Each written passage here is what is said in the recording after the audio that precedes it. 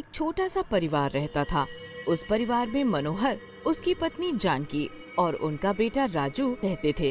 राजू अपने पिताजी के साथ वहीं खेतों में काम किया करता था। सब बहुत अच्छे से चल रहा था।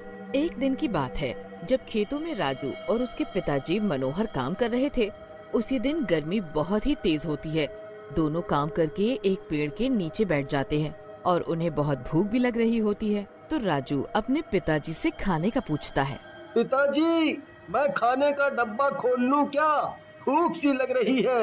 हाँ बेटा, भूख तो मुझे भी लग रही है। चल दोनों मिलकर खाना खाते हैं। दोनों खाना खाने बैठते हैं तो गर्मी की वजह से उनको खाने में भी स्वाद नहीं आता। पिताजी, मुझे तो ये खाना खाने का जरा भी मन नहीं है। अरे बेटा, थोड़ा तो खा ले। तूने सुबह से कुछ नहीं खाया। गर्मी की वजह से बुरा हाल है पिताजी। बस मैं पानी पीकर आता हूँ।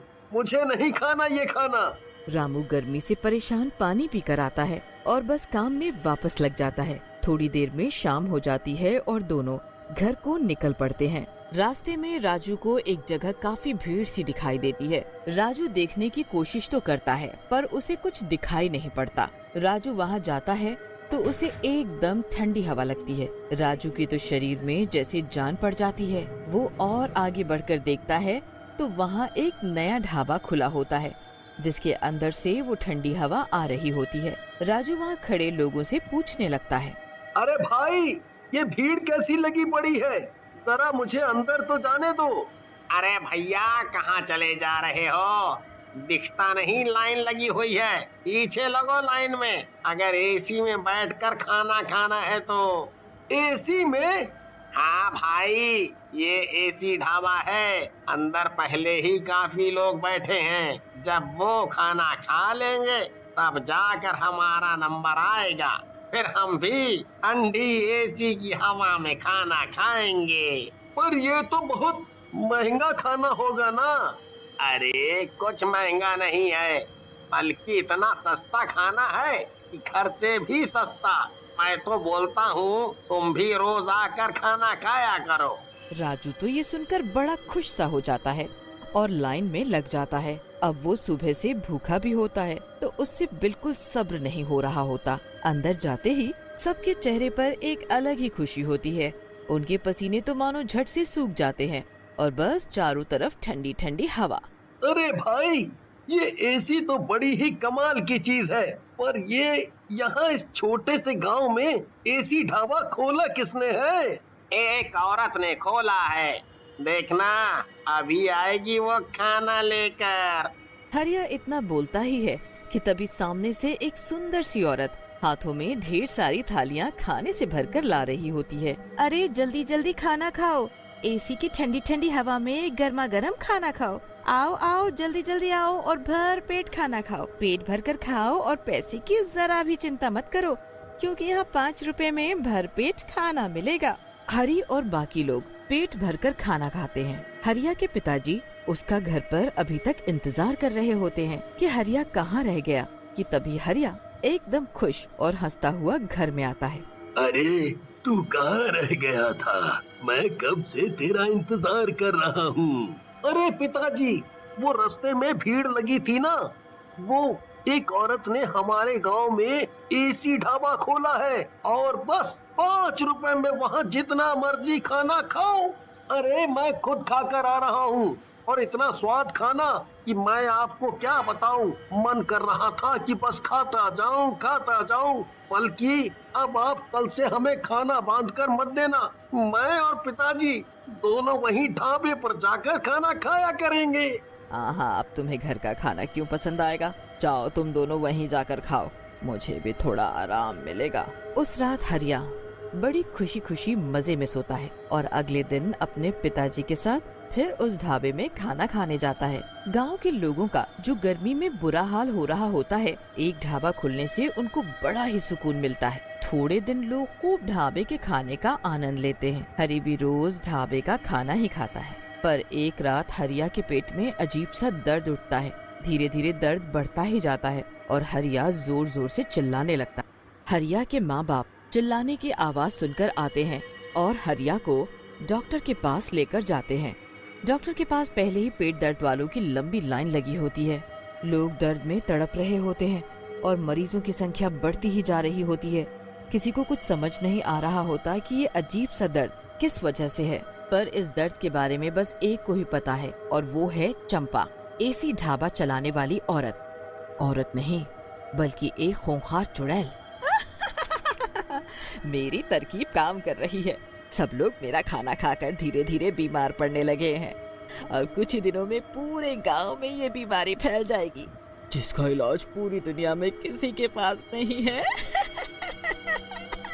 धीरे धीरे पूरे गांव के लोग उस चुड़ैल के एसी ढाबे का खाना खाकर बीमार हो जाते हैं और किसी भी डॉक्टर के पास इसका इलाज नहीं होता।